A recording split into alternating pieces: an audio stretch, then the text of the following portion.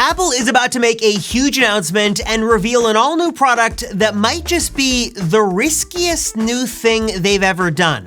Even riskier than Vision Pro. Plus, we've got some all-new details on some brand new products coming from Apple in 2025, sooner than later in the year. And with Black Friday and Cyber Monday coming up, is there like a hack to the system, a way you can save big on new Apple gear, or maybe even get it for free for a couple of weeks?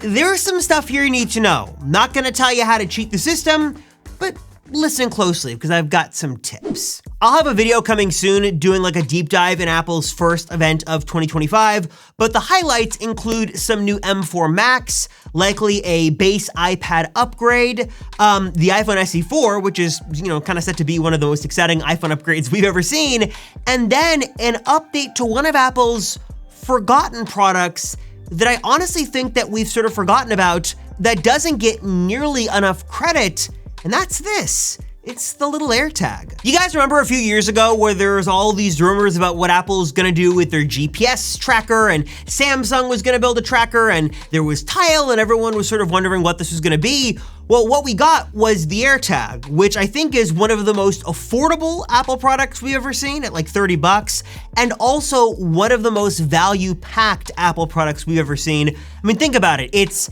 an affordable price. It's got a removable, user-replaceable battery.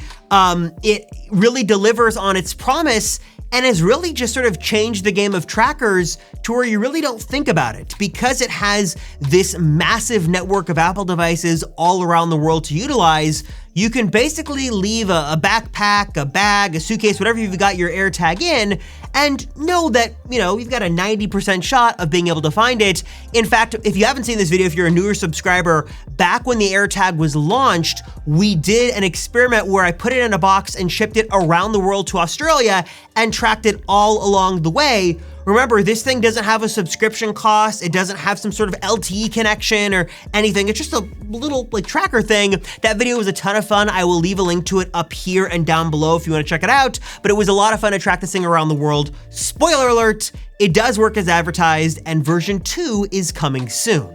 We're learning from both Bloomberg and Apple analyst Ming-Chi Kuo that version 2 is going to fix some of the little controversial issues with version 1. You should expect the better stuff. You'd expect better range, hopefully better battery life, more precision with an upgraded chip. So right now AirTag is pretty good, though the precision can be lacking sometimes. Hopefully that should be better with version 2.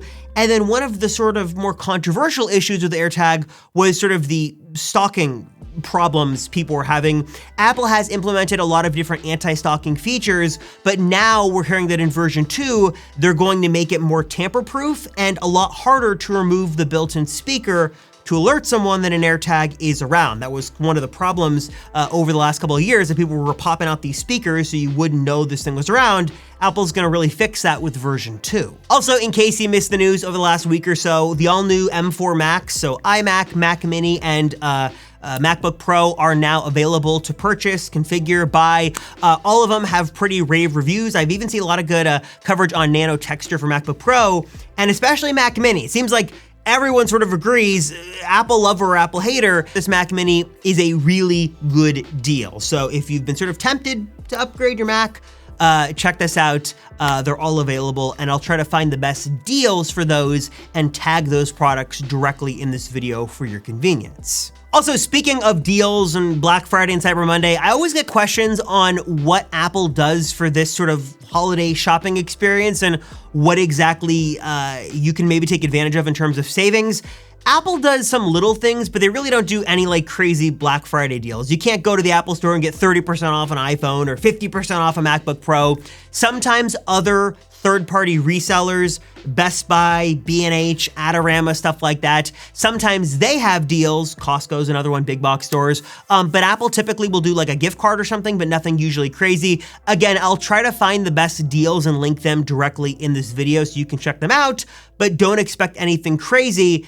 Though I will give you one tip, not to abuse the system, but just to share with you this information. Over the last couple of days, Apple has instituted their holiday return period that basically extends any purchase made from now until December 25th through the beginning of January, with the intention of this being if you wanted to try to score an Apple product at a discount or take advantage of a saving, or just sort of get a gift early for someone, a family member or a friend, you can buy that right now and have peace of mind that if someone doesn't like it for some reason, the regular 2-week window for usual returns doesn't apply.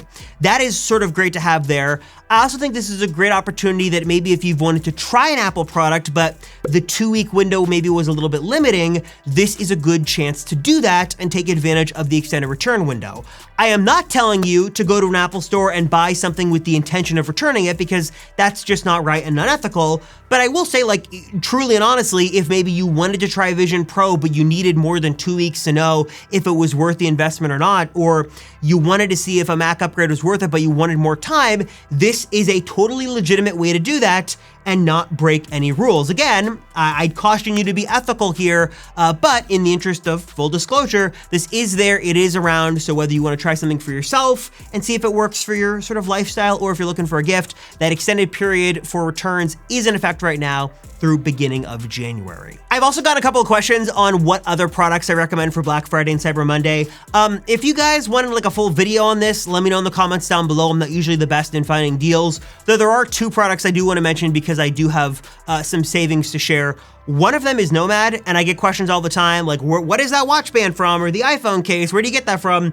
99% of the time, if I have a case or a watch on my wrist, it's got a Nomad band or case on it. Obviously, Nomad, I'm sure, is not a new name to you. They make a lot of great accessories for iPhones, iPads, all that stuff. They make a lot of cool stuff. They've got a Black Friday deal you can take advantage of. I'll put a link down below. And then another product that I've been really liking the last couple of months is the second ring on my finger. This is an Ultra Human ring, not a sponsored post or anything like that. The team had just emailed me a couple months ago, asked if I wanted to check it out. I said, sure, send it along. And I've actually really liked it.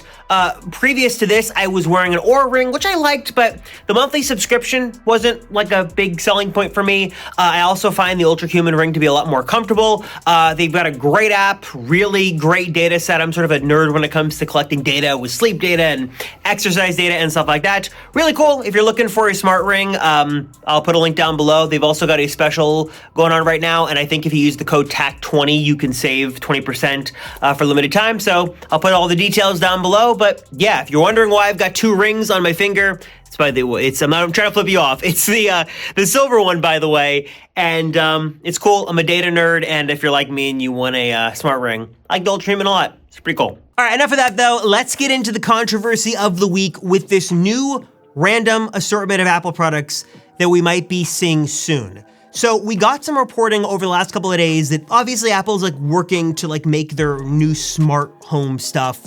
We've heard a lot about this new iPad on an arm and combined with a HomePod, like this new smart home control center, but now we're hearing more. We're now hearing that Apple might be looking to take on companies in the home accessory space by making their own HomeKit accessories, like smart home accessories. These could be things like, I don't know, thermostats, smart home cameras is something that we've seen a couple of times. Obviously, they've got their smart speakers. It could be sensors and buttons. There's a lot of different companies that do this, but it seems like Apple is getting increasingly interested in this space, not just having a smart home hub that would be like this new iPad on a robotic arm thing, but also like accessories to go with it. So definitely seems like Apple is really looking into sort of making the home their new territory to conquer.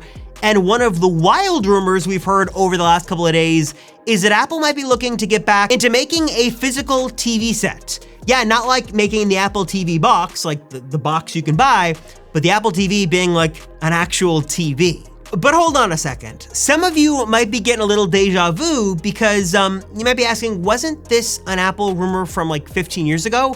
Yes, it was. For those who don't know, right before Steve Jobs passed away in 2011, he told Apple employees and his biographer Walter Isaacson that they had cracked the code on the TV. Apple was gonna make their very own physical TV set for your living room, and they were gonna do it in a really interesting way.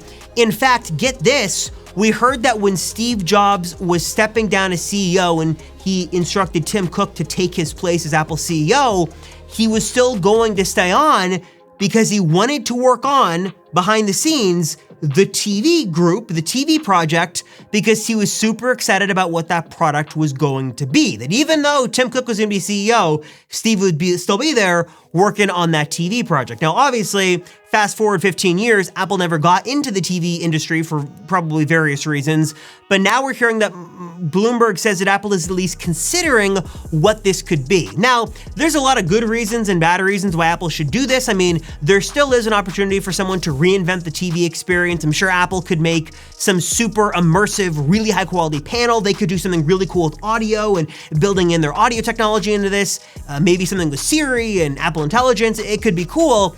But also, there are some drawbacks to this. For starters, TVs are typically pretty expensive, especially if you've got high-end tech like what Apple wants to do. And also, people upgrade their TVs a lot less, and there just is a lot more competition there that I don't know how Apple would exactly stand out. Again, this is still a very early rumor. We're hearing Apple is mulling over the idea of this, but remember, this isn't a sort of out of left field sort of rumor entirely, because this was a very strong rumor about 15 years ago, something Apple was definitely going to do.